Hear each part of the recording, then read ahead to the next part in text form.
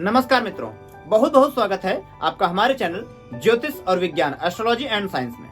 दोस्तों, जन्म कुंडली का विचार करते समय कुछ ऐसे महत्वपूर्ण तथ्य होते हैं जिन पर हमें आधारित रहना चाहिए, जिनके ज्ञान को, जिनकी समझ को सबसे अनिवार्य माना गया है। उन्हीं क्रम में एक बड़ा महत्वपूर्ण विषय है ग्रहों की दृष्टि।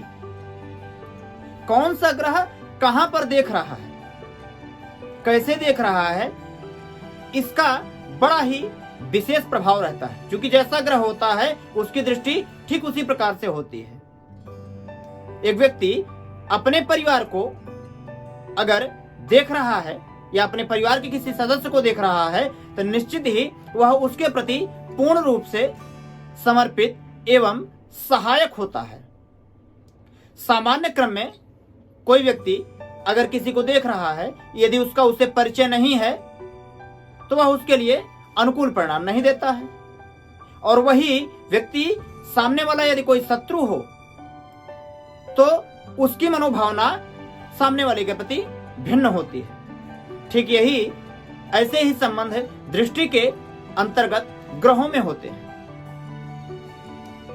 वीडियो को पूरा अंत तक देखिएगा। दृष्टि के विषय में हम आपको प्रामाणिक पूरी विषय बताएंगे, पूरी विषय वस्तु बताएंगे, जिसके माध्यम से आप जान सकते हैं आपकी कुंडली में कि कौन सा ग्रह आपके लिए शुभत्व प्रदान करता है, कौन सा ग्रह अशुभत्व प्रदान करता है। दृष्टि के कारण, देखने के कारण संभवतः आपको जानकारी अवश्य होगी कि सभी ग्रह अपने स्थान से 7वें स्थान पर दृष्टि रखते हैं। ये नवग्रहों के लिए प्रभाव है। सूर्य, चंद्रमा, मंगल, बुध, गुरु, शुक्र, शनि, राहु, केतु, ये सभी अपने स्थान से 7वें स्थान को देखते हैं। लेकिन 3 ऐसे ग्रह हैं जिनकी विशेष दृष्टि भी होती है। होने के लिए तो 5 ग्रह हैं, राहु और केतु को भी उसमें सम्मिलित किया जाता है, परंतु प्रामाणिक रूप से 3 ही ऐसे मुख्य ग्रह हैं जो कि विशेष दृष्टि रखते हैं, अर्थात विशेष स्थान को देखने का उनके पास आधिपत्य है। पाराशर जी ने इसके विषय में लघु पाराशरी नामक ग्रंथ में लिखा हुआ है कि पश्यन्ति सप्तमं सर्वे शनि जीव कुजः पुनः विशेषतश्चतुर्दश त्रिकोण चतुरष्टमान। सभी ग्रह अपने स्थान से 7वें स्थान पर देखते हैं, जैसा कि मैंने अभी आपको पहले बताया। परंतु कुछ ग्रह विशेष होते हैं, जैसे विशेषतश्च त्रिदश शनि, मंगल और बृहस्पति। इनके लिए बताया जाता है कि शनि की जो दृष्टि होती है 7वें के अलावा 3रे और 10वें स्थान को भी ये विचार करते हैं। जहां पर ये बैठे हुए होते हैं उस स्थान से 3रे स्थान को भी पूरी दृष्टि से देखते हैं।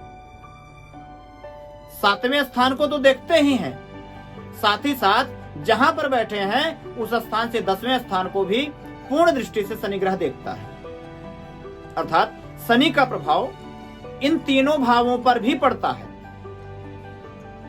जहां पर वह है उसका निजी स्वभाव वहां पे है, वहां पे उसका प्रभाव रहेगा ही, परंतु उसकी दृष्टि का प्रभाव 3रे स्थान पे, अपने स्थान से 7वें स्थान पे और 10वें स्थान पर भी पूर्ण रूप में पड़ता है।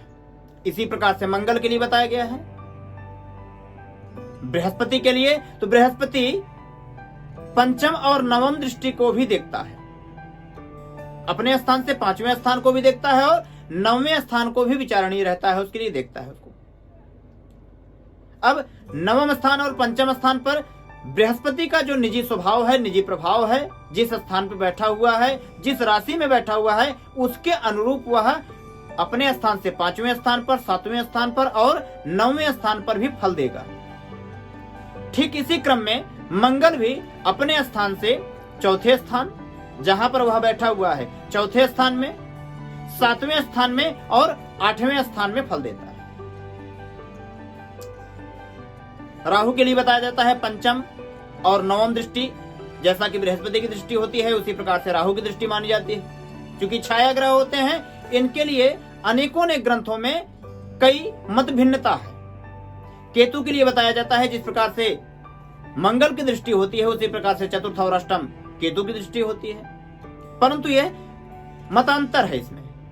लेकिन 3 ग्रहों के लिए पाराशर जी ने स्पष्ट किया हुआ है कि विशेष चतुर्दश त्रिकोण चतुरष्टमान, विशेष रूप से शनि, जीव, कुज अर्थात शनि, बृहस्पति और मंगल क्रमशः तृतीय, सप्तम, दशम, पंचम, सप्तम, नवम और चतुर्थ, सप्तम और अष्टम स्थान पर इनका प्रभाव रहता है। तो ग्रहों का दृष्टियुक्त जो प्रभाव है वह उस स्थान से संबंधित, उसकी राशि से संबंधित अथवा उसके ऊपर पड़ने वाले अन्य ग्रहों के प्रभाव से ही संबंधित होता है, जिसके बिना किसी भी फलादेश को, किसी भी कुंडली के प्रेडिक्शन को करना उचित नहीं होता है अथवा असंभव होता है।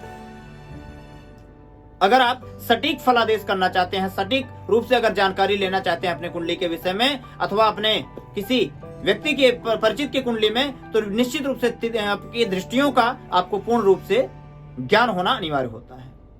तो मित्रों, इस प्रकार से आज आपने दृष्टि के विषय में जाना। वीडियो आपको अच्छा लगा हो तो लाइक करिएगा। अगर अभी तक आपने सब्सक्राइब नहीं किया है तो पहले सब्सक्राइब कर लीजिए और बेल आइकॉन के बटन को जरूर दबाइएगा, जो कि हम प्रयास करते हैं कि आपके जानकारी से संबंधित आपको ज्ञान में और उन्नति हो सके।